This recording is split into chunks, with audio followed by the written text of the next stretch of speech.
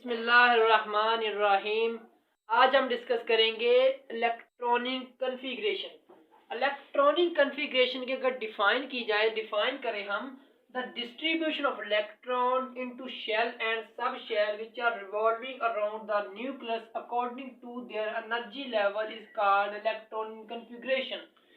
कि बेटा जो इलेक्ट्रॉन न्यूक्लियस के गिर्द रोटेट करते हैं, रिवॉल्व करते हैं, उनको शेल और सब शेल में तकसीम करें उनकी एनर्जी लेवल के हिसाब से, तो उसे हम कहते हैं इलेक्ट्रॉनिक कन्फिग्रेशन। दोबारा रिपीट करता हूं कि जो इलेक्ट्रॉन न्यूक्लियस के गिर्द रोटेट करते हैं, रिवॉल्व करते हैं, घूमते हैं, उनको शेल और सब शेल में डिवाइड करें उनके एनर्जी लेवल के हिसाब से, तो उसे हम कहते हैं इलेक्ट्रॉनिक कन्फिग्रेशन। इलेक्ट्रॉनिक कन्फिग्रेशन जो एनर्जी लेवल है बेटा, एनर्जी लेवल को हम एन से ज़ाहिर करते हैं। एन का मतलब कि जो एनर्जी लेवल है वो 1 भी हो सकता है, 2 भी हो सकते हैं, 3 भी हो सकते हैं, 4 भी हो सकते हैं, सो ऑन कि चलते रहते हैं। एनर्जी लेवल है। क्लियर हो गया यहाँ तक कि जो एनर्जी लेवल है वो उनकी तादाद जो है वो एन होती है। एन से मुराद के वो कंटिन्यूसली चलते रहते हैं। जैसे जैसे एटम के अंदर इलेक्ट्रॉन की तादाद बढ़ती जाएगी, इलेक्ट्रॉन के बढ़ने से देखना, किसी एटम में अगर 2 इलेक्ट्रॉन है तो वो पहले ही एनर्जी शेल में हो जाएंगे एग्जिस्ट। लेकिन जैसे जैसे नंबर ऑफ इलेक्ट्रॉन्स बढ़ते जाएंगे तो एनर्जी लेवल भी बढ़ते जाएंगे। एनर्जी लेवल को बेटा हम आम जुबान में कहते हैं कि शेल ऑर्बिट के जो एनर्जी लेवल है उसे हम शेल और ऑर्बिट भी कहते हैं। जैसे जैसे किसी एटम के अंदर इलेक्ट्रॉन्स की तादाद बढ़ेगी, उसको इलेक्ट्रॉन जैसे बढ़ेंगे तो उनको एग्जिस्ट भी करना है, शेल के अंदर हमें उनको सेट भी करना है, तो जो नंबर ऑफ शेल हैं, नंबर ऑफ एनर्जी लेवल हैं, वो भी बढ़ जाएंगे। ठीक है, ये देखिए, ये न्यूक्लियस है और इसके गिर्द है पहला एनर्जी लेवल, दूसरा एनर्जी लेवल, तीसरा एनर्जी लेवल और चौथा एनर्जी लेवल। हम जब पहला एनर्जी लेवल है इसको हम कहते हैं के शेल का नाम देते हैं, और जो दूसरा एनर्जी लेवल है इसको एल शेल का नाम देते हैं, और जो तीसरा एनर्जी लेवल है इसे एम शेल का नाम देते हैं, और चौथा एनर्जी लेवल है इसे एन शेल का नाम देते हैं। एनर्जी लेवल क्या चीज है? First energy level is K shell, it has lowest energy. जो पहला एनर्जी का लेवल है, जो पहला ऑर्बिट कह लें, पहला शेल कह लें, उसे हम के शेल कहते हैं। पहले एनर्जी लेवल को के शेल का नाम देते हैं, दूसरे एनर्जी लेवल को हम एल शेल का नाम देते हैं। इसकी एनर्जी, एल शेल की एनर्जी जो है वो के शेल से ज्यादा होगी। के शेल बेटा सबसे लोएस्ट एनर्जी लेवल है, लोएस्ट, जिसकी एनर्जी सबसे कम है उसे के शेल कहते हैं। और एल शेल वो शेल जो जिसकी एनर्जी के शेल से ज्यादा हो, के शेल से ज्यादा हो, लेकिन सबसे ज्यादा ना हो, केवल के शेल से ज्यादा हो, उसे एल शेल कहते हैं। और तीसरे को कहते हैं एम शेल। तीसरे एनर्जी लेवल को एम शेल का नाम देते हैं।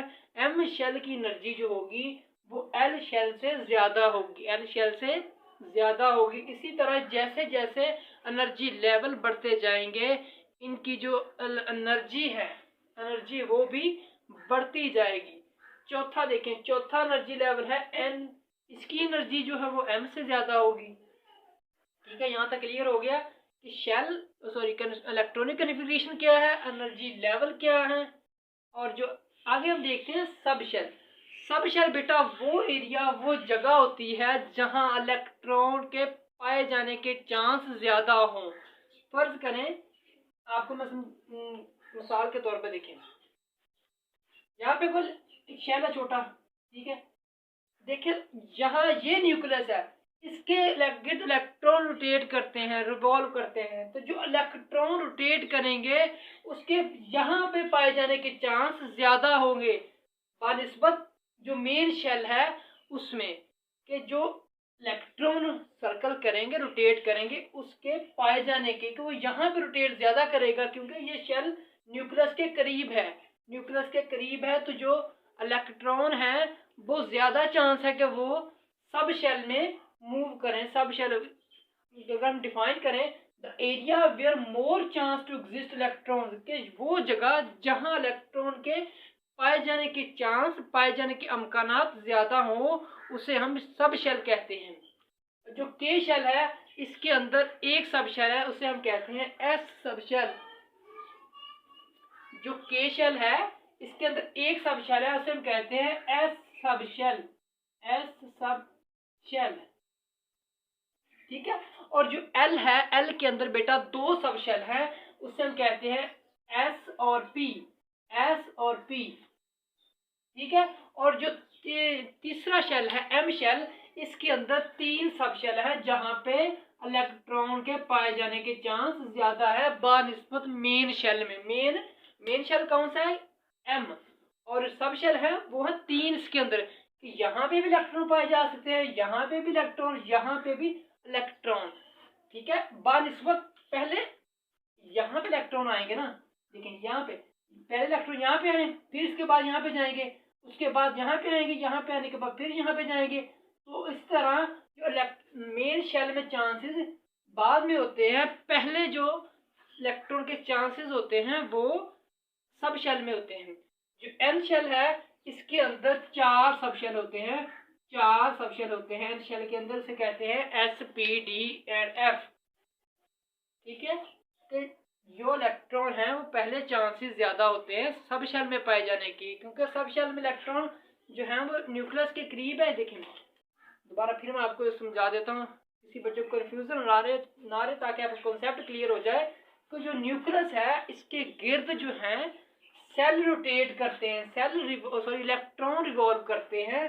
तो जो इलेक्ट्रॉन रिवॉल्व करेगा उसके चांस ज्यादा पहले होंगे सब शेल के अंदर, उसके बाद वो मेन शेल में जाएगा।